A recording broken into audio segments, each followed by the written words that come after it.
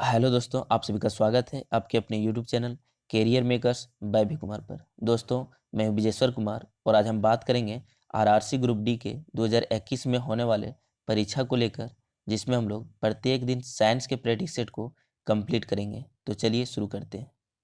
पहला प्रश्न है, सरल लोलक की डोरी द्वारा एक पूर्ण दोलन में किया गया कार्य होता है। ऑप्शन है लोलक की कुल ऊर्जा के बराबर, लोलक की गतिज ऊर्जा के बराबर, लोलक की स्थितिज ऊर्जा के बराबर, शून्य। तो क्या है, लोलक की डोरी द्वारा एक पूर्ण दोलन में किया गया कार्य। तो लोलक की डोरी जहाँ से गति करना शुरू करता है फिर वहीं पर पहुंच जाता है, तो उसके द्वारा किया गया कार्य क्या होगा, शून्य होगा। इसलिए ऑप्शन डी सही होगा। अगला प्रश्न है, ऊर्जा सूर्य से पृथ्वी की ओर किस प्रकार यात्रा करती है। ऑप्शन है संवहन, नियमन, विकिरण, चालन। तो सूर्य से ऊर्जा पृथ्वी पर विकिरण के द्वारा आती है, विकिरण के द्वारा आती है, और यह वायुमंडल को गर्म करती है संवहन के द्वारा, संवहन के द्वारा। तो यहाँ पूछा जा रहा है कि ऊर्जा सूर्य से पृथ्वी की ओर किस प्रकार यात्रा करती है, तो विकिरण के द्वारा। इसलिए ऑप्शन सी सही होगा। अगला प्रश्न है, 25 न्यूटन सेकेंड संवेग के हथौड़े की 0.05 सेकेंड में स्थिर करने के लिए आवश्यक औसत बल होगा। ऑप्शन दिया हुआ है 200 न्यूटन, 300 न्यूटन, 500 न्यूटन, 1000 न्यूटन। तो यहाँ दिया हुआ है P is equal to 25 newton second, और समय भी दिया हुआ है T is equal to 0.05 second. अब हम लोग को यहाँ प्राप्त करना है औसत बल, यानी कि F is equal to watt, F is equal to watt.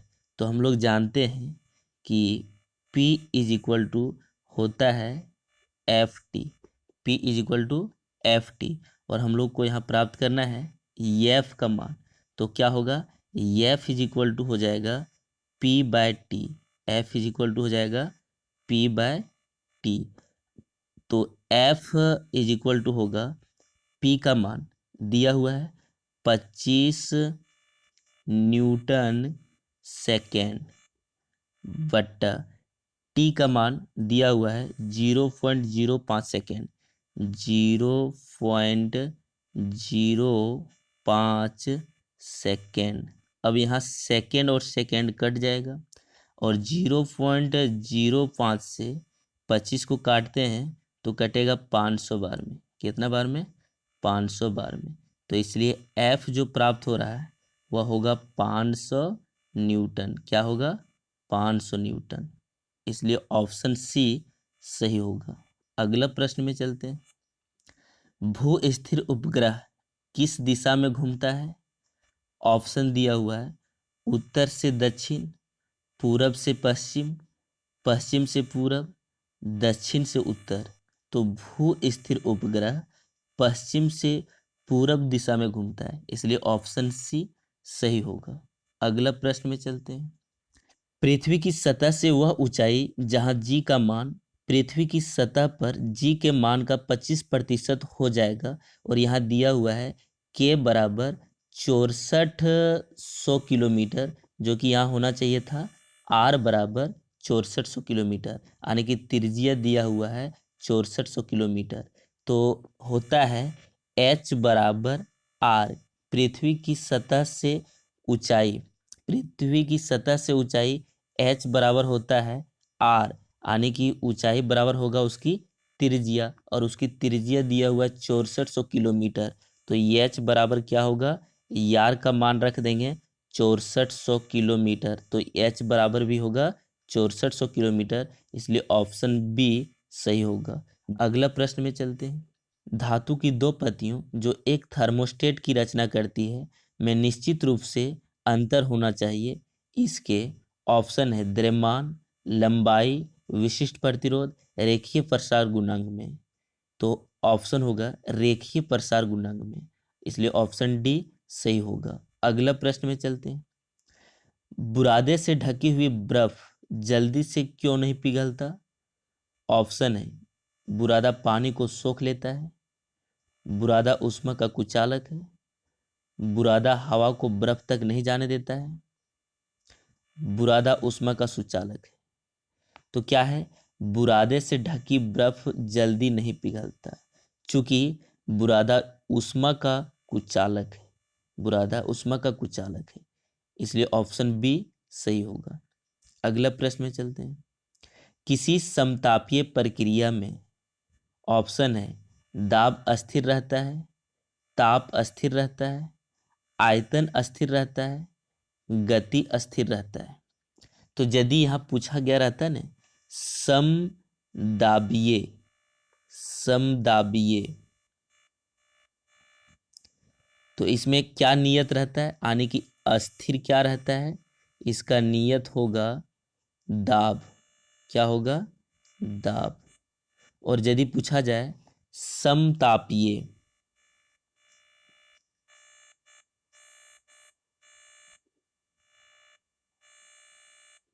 तो इसमें क्या नियत रहता है? तो ताप। क्या नियत रहता है? ताप, यानी कि ताप अस्थिर रहता है। और यदि पूछा जाए सम न्यूट्रॉनिक,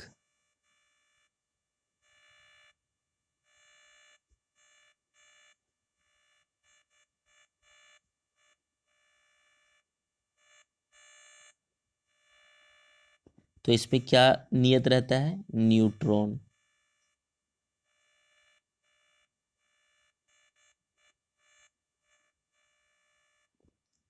और यदि पूछा जाए रुदोसम,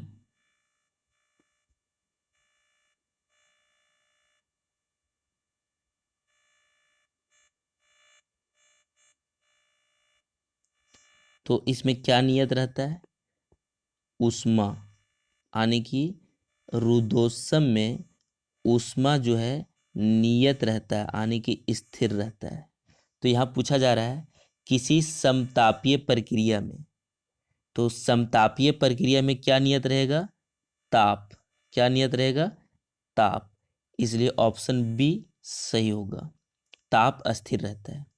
अगला प्रश्न है, अनुप्रस्थ तरंगें संचारित हो सकती है।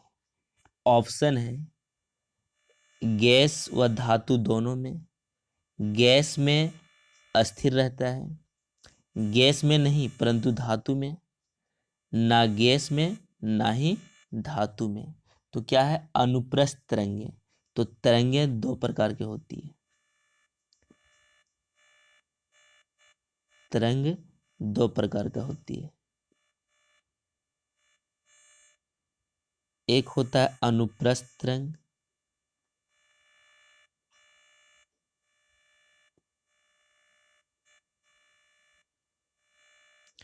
और एक होता है अनुदैर्ध्य तरंग।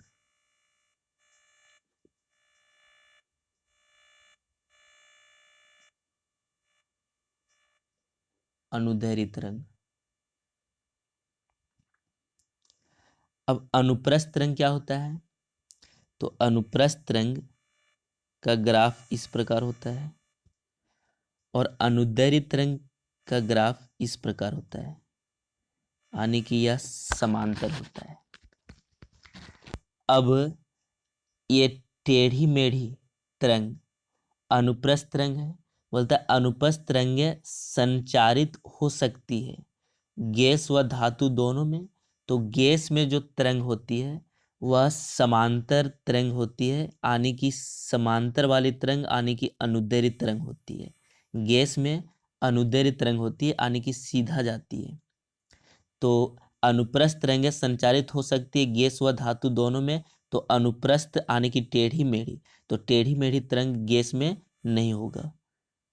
दूसरा है गैस में अस्थिर रहता है, तो नहीं, गैस में अनुप्रस्थ तरंग होगा ही नहीं।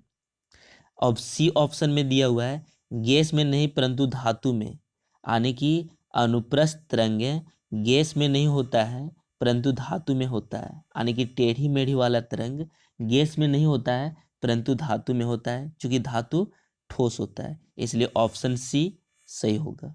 अगला प्रश्न में चलते हैं। कर्मिक निस्पंदों के बीच दूरी होती है, ऑप्शन है lambda, lambda by 2, lambda by 4, 2 lambda.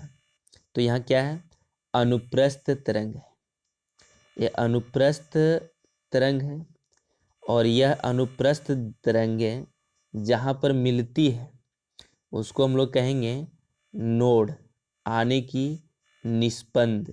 जहाँ पर तरंगें मिलती है वह है नोड, और बीच वाला है एंटी नोड, आने की प्रस्पंद। बीच वाला है एंटी नोड। अब क्या है, तो ये नोड और एंटी नोड, ये नोड और एंटी नोड के बीच की दूरी होता है, नोड और एंटी नोड के बीच की दूरी होता है लैम्बडा बाय 4। क्या होता है, लैम्बडा बाय 4। और दो निस्पंदों के बीच की दूरी पूछा गया है, यानी कि दो नोड के बीच की दूरी। तो दो नोड के बीच की दूरी जो होगा क्या होगा, तो ये नोड और एंटी नोड के बीच की दूरी लैम्बडा बाय 4। तो दो नोड के बीच की दूरी यानी कि lambda by 4 plus lambda by 4, तो क्या हो जाएगा, लैम्बडा बाय 2। क्या हो जाएगा, लैम्बडा बाय 2, इसलिए ऑप्शन बी सही होगा। अगला प्रश्न में चलते हैं। अपमार्जक बनाने के लिए आमतौर से प्रयोग किया जाने वाला एल्कोहल है, ऑप्शन है ethanol, lauryl alcohol, methyl alcohol, decanol. तो अपमार्जक बनाने के लिए आमतौर से प्रयोग किए जाने वाला एल्कोहल मैथिल अल्कोहल है, इसलिए ऑप्शन सी सही होगा। अगला प्रश्न में चलते हैं। मैग्नीशियम का दूध रासायनिक तौर पर निम्नलिखित होता है, ऑप्शन है magnesium carbonate, sodium bicarbonate, calcium hydroxide, magnesium hydroxide. तो यहाँ क्या है, मैग्नीशियम का दूध आने की होगा MgOH का होल ट्वाइस। तो यह क्या होगा, मैग्नीशियम हाइड्रोक्साइड, आने की ऑप्शन डी सही होगा। अगला प्रश्न में चलते हैं। रबर के वल्कनाइजेशन की प्रक्रिया का किस वैज्ञानिक ने आविष्कार किया था, ऑप्शन है Charles Darwin, Dalton, Charles Goodyear, CV Raman. तो रबर के वल्कनाइजेशन की प्रक्रिया चार्ल्स गुडवियर ने आविष्कार किया था, इसलिए ऑप्शन सी सही होगा। अगला प्रश्न में चलते हैं। कॉल गैस किसे कहते हैं, ऑप्शन है H2 plus CH4 plus CO, H2 plus CH4 plus CO2, H2 plus N2 plus CH4 plus CO2, H2 plus N2 plus CO2 plus CH2 CHO। तो यहाँ क्या है, कॉल गैस। कॉल गैस आने की जहरीला गैस, क्या है, जहरीला गैस। और जहरीला गैस क्या होता है, CO। तो इस प्रकार कॉल गैस क्या होगा, तो H2 प्लस CH4 CO, आने की ऑप्शन ये सही होगा। अगला प्रश्न में चलते हैं। जंग उदाहरण है, ऑप्शन है यौगिक का, मिश्रण का, मिश्र धातु का, तत्व का। तो जंग क्या होता है, जंग है Fe3O4। और तत्व क्या होता है, तत्व होता है जो अकेले हो और सूत्र हो, जो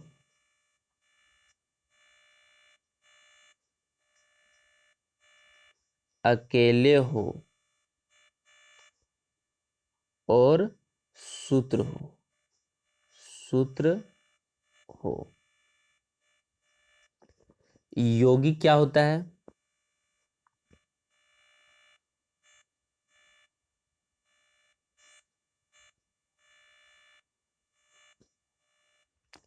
जो किसी के साथ हो और सूत्र हो।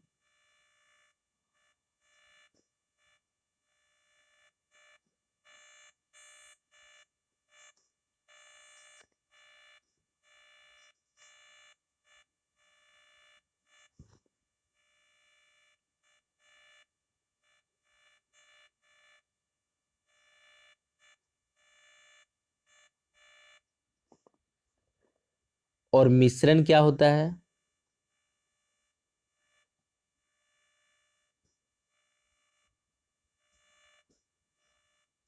जिसका सूत्र ना हो।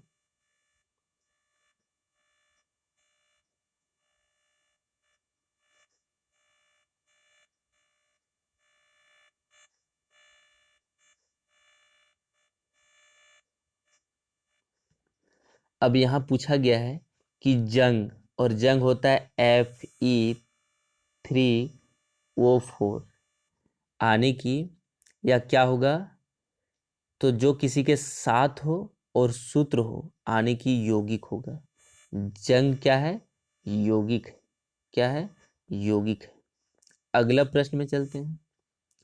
हीरा है, ऑप्शन है शुद्ध कार्बन का क्रिस्टलीय अपरूप, समुद्री पत्थर के नीचे कठोर बोलित प्राकृतिक क्रिस्टलीय, प्राचीन स्तनधारी के अवशेष युक्त पदार्थ। तो हीरा शुद्ध कार्बन का क्रिस्टलीय अपरूप है, इसलिए ऑप्शन ये सही होगा। अगला प्रश्न में चलते हैं। पाश्चुराइजेशन एक प्रक्रिया है जिसमें, ऑप्शन है दूध को बहुत कम तापमान पर 24 घंटे तक रखा जाता है, दूध को 8 घंटे तक गर्म किया जाता है, दूध को पहले बहुत देर तक गर्म किया जाता है और एक निश्चित समय में धीरे धीरे ठंडा किया जाता है। इसमें से कोई नहीं। तो पाश्चुराइजेशन क्या है? तो दूध को पहले बहुत देर तक गर्म किया जाता है और एक निश्चित समय में धीरे धीरे ठंडा किया जाता है, इसलिए ऑप्शन सी सही होगा। अगला प्रश्न में चलते हैं। मधुमक्खी कॉलोनी के सदस्य एक दूसरे को किस प्रकार पहचानते हैं? ऑप्शन है गंध से, दृष्टि से, नृत्य से, स्पर्श से। तो मधुमक्खी कॉलोनी के सदस्य को एक दूसरे को गंध से पहचानते हैं, इसलिए ऑप्शन ये सही होगा। अगला प्रश्न में चलते हैं। मनुष्य के शरीर में पैर की हड्डी, ऑप्शन है खोखली होती है, सरंध्री होती है, ठोस होती है, किलक होती है। तो मनुष्य के शरीर में पैर की हड्डी खोखली होती है, इसलिए ऑप्शन ये सही होगा। अगला प्रश्न में चलते हैं। निम्नलिखित में से कौन सा ईंधन न्यूनतम पर्यावरण प्रदूषण उत्पन्न करता है? ऑप्शन है पावर एल्कोहल, हाइड्रोजन, पेट्रोल, संपीड़ित प्राकृतिक गैस यानी कि सीएनजी। तो यहाँ जो प्रयोग में लाया जाता है, जो प्रयोग में लाया जाता है,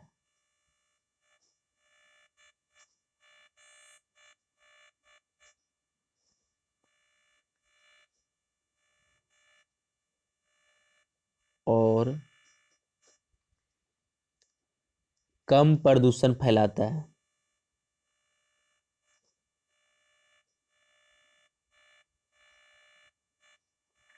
कम प्रदूषण फैलाता है, वह होगा सीएनजी। क्या होगा? सीएनजी। और जो प्रयोग में नहीं लाया जाता है, जो प्रयोग में नहीं लाया जाता है,